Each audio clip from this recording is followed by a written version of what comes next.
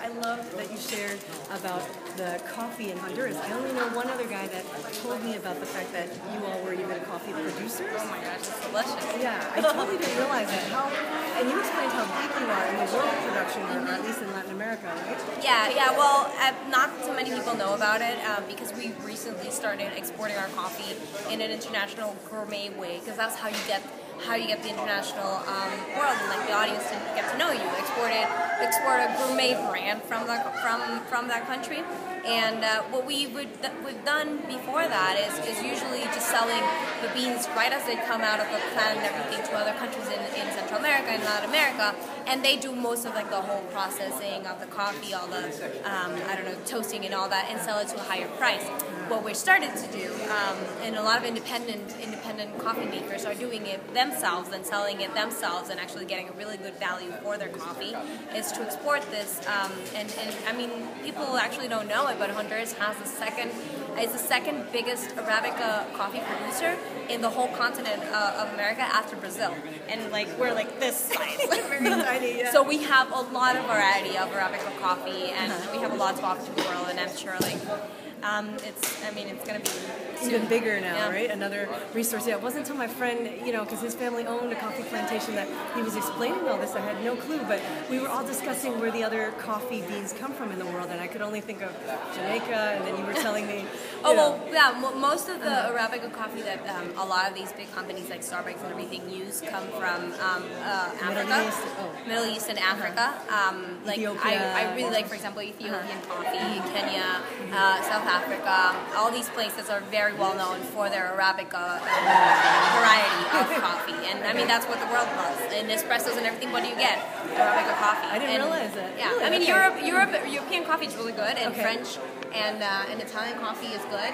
But I think the world has fallen in love with Arabica varieties, and those come from those regions in Africa and Honduras. Interesting. Okay, yeah. I read an article last week that said that Japan actually had a huge coffee scene from like the 1800s, 1890s, 1930s, and supposedly this article had said that they had more coffee shops than New York does today. Like today they said New York has about 1,800, and back then they had 3,000. So they were doing this whole artisanal, like handmade coffee using the highest grade of the beans and whatnot. But thank you so much for sharing that. Yeah, Let's go no visit problem. Honduras one day. Of course, please do. So, explícanos un poquito. Allá en Honduras ustedes tienen un montón de café. No sabía hasta que conocí a un amigo, pero explícanos un poquitito de... Pues sí, yo soy de Honduras y te voy a decir que mi café favorito es el hondureño. Y yo he probado café en todas partes del mundo, en Europa, colombiano y tal, y son ricos, pero a todo el mundo le ha dado a probar el hondureño y a la gente le encanta. ¿Qué pasa? Porque no se conoce. Café Arabica, Arabica, ¿no? sí. De la variedad Arabica. Ajá. Y no se conoce porque hasta ahora en Honduras solo hemos exportado el café en grano, así salido como recién salido de la planta y sin el proceso de tostar y todo eso que se necesita para poder exportar una marca un poco con un valor mayor. Lo que hacemos es lo vendemos a varios países en Centroamérica y en Latinoamérica, y ellos lo hacen en todo el proceso, porque también tienen más recursos y tienen más facilidad para hacer eso. Pero poco a poco estamos creciendo y nos estamos dando a conocer en concursos internacionales y tal, y la gente no sabe, pero tenemos somos el segundo país con más variedad de café arábica en todo el continente americano, después de Brasil. O sea, Brasil... Increíble. No, felicidades. Sí, y nada, por eso, o sea, es algo para descubrir, pero el café es delicioso.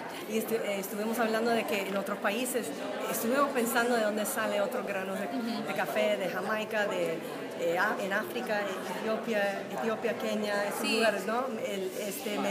El Oriente Medio también. Ajá. La mayoría de las marcas así grandes, Starbucks, Peet's Coffee, todo eso empezaron porque la gente empezó a conocer el café de África, de Etiopía, de Kenia, por esas partes y esas regiones que son muy ricas para hacer esa variedad arábica, que es la que más se usa en estas cafeterías, y nada, por eso la mayor parte de eso está ahí. Y sí, o sea, son grandes productores de café.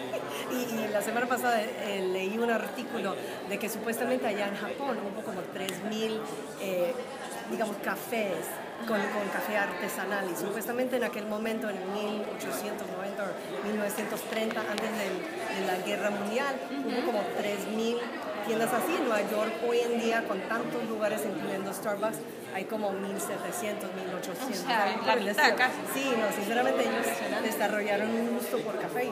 Yo no sabía, yo sabía que ellos tomaron té. Sí, suele conocer más por el té, pues no sabía, hay que ir a Japón, entonces también. Pero después de que uno vaya a Honduras, puede ir a Japón. Gracias. Bueno, adiós.